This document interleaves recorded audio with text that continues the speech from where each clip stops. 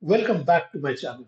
In today's video, I will show you how to use Google Forms and Google Sheets to easily capture customer inquiries and streamline your business processes. Whether you are a small business or just getting started, this tutorial will help you to automate the collection of and management of customer inquiries. What you should expect? I will walk you through setting up Google Forms to collect customer information and then then show you how to automatically store these responses to Google Sheets. Plus, I will show you how to customize it to fit your business needs. Before we dive in, don't forget to like, share, subscribe to my channel for more automation tips on systems and tutorials. And to open any other form, we will have to go to New, Google Forms, and there are some templates which are already there, but we will use a blank form. So when you open this blank form,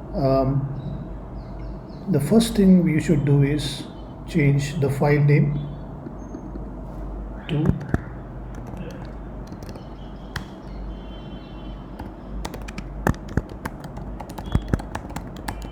inquiry tracking register. The same thing is popped up here. You can enter some description for the form.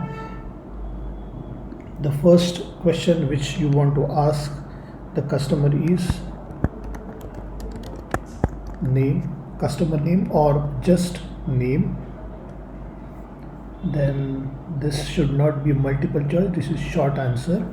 This is should be a required field. Now in forms there is requirement, or rather there is an option that if you don't require any field, or rather if a person wants to skip any field, then you can deselect this required option, so that even if the inquirer is not entering his name, the form will get submitted. But in this case, we would like to have his name, then his contact details, so phone number,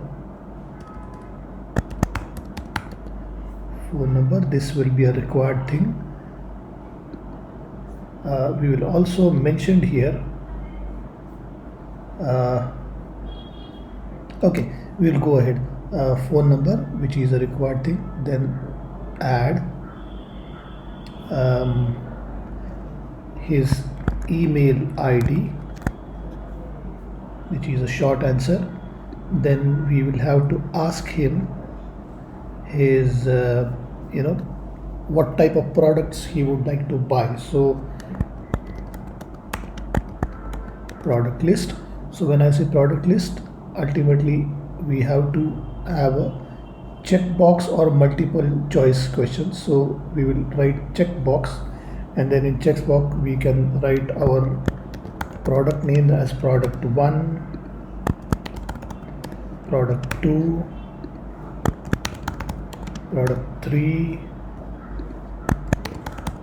product 4, product 5, and so on. You can have a lot of list. So when you select check boxes, the customer or the inquirer can select more than one product here. So if he wants to buy only one product, he may select only one. If he wants to buy 5 products, he may select product all 5, right? And if there is he is asking for something which the list does not have, then we can click it as others. So he also has an option to write his option that it is what kind of thing is required. So here we complete the inquiry tracking form, and now we will go to responses, where we have to connect a sheet, because when the inquiry or the questions are answered by any of the inquirer, those responses should be corrected in some of the Excel sheet.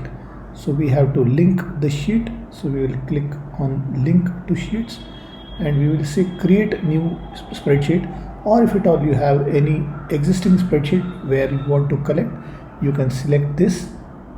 Otherwise, good practice is to select create a new spreadsheet. Create it. This has been created, and in the settings we can make let it be like this only. So now we can publish this, and we can copy the responder link, shorten it, copy it again, and now we are going to test whatever is being created by us. So we will go to Chrome browser,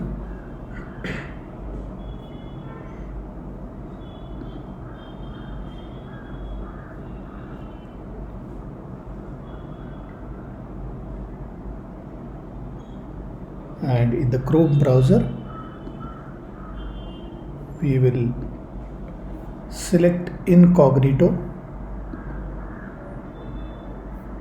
We will paste the link here and hit the enter, so that the inquiry register or inquiry tracking form is in front of us. So now we will enter some details. Let's say arbitrary any name, Nitin Chauhan. His phone number, 10-digit phone number, 1 2 3 4 5 6 7 8 9 10. Then Nitin Chauhan @gmail.com, and say product 1, product 3 and product 4, and then send information. Okay, so now okay, just a moment. Why this is in some other language I am not able to understand. So anyways, now we have tested. Now we have to go and see whether all the details which are entered here are popped up in our Excel sheet or not. So we'll go to, yes, you see number 1 response. So one of the response is been received. The name is Nitin Chauhan, his number, his email ID, and he has requested for product 1, product 3 and product 4. Great. At the same time, if at all you want to go to the Excel sheet or the sheet which is there, I think it will be saved in some other area. Okay, it is not here, then it would be here only, or okay, yes, these are the responses. Sometimes it happens that this Excel sheet is not visible for few minutes. Yes, you can clearly see that all the details which are entered are time stamped. So this is today's date, this is the time when I am recording this video. That is the reason this has been captured. His name is captured, the phone number is captured, email ID is captured, and the product list is also captured. Now in the same fashion, we will be able to capture all the inquiries, and from inquiries again we can further probe those inquiries, like status of inquiry. So anyone of your sales team who is responding to the inquiries, he may call this Mr. Nitin Chauhan on this number, and the sales or the introduction can be further done about the company, about the products, and ultimately the sale is either closed, that is gain, or it is lost. Okay, So either it is gain or it is lost. So in the same fashion, you will get all the gain or losses over a period of time, and with this you will be able to filter. So if at all there are gain, you will get all the gain here. If at all it is a loss, then you will be able to get all the lost ones, right? So that's about inquiry tracking register. That's it. You have learned how to capture customer inquiries efficiently using Google Forms, Google Sheets. This simple automation can help you save time, stay organized, and respond to customer inquiries quickly. If you found this video helpful, please like, share, and comment below with any questions. And don't forget to subscribe for more automation tips and tricks. Thanks for watching, and I will see you in the next video.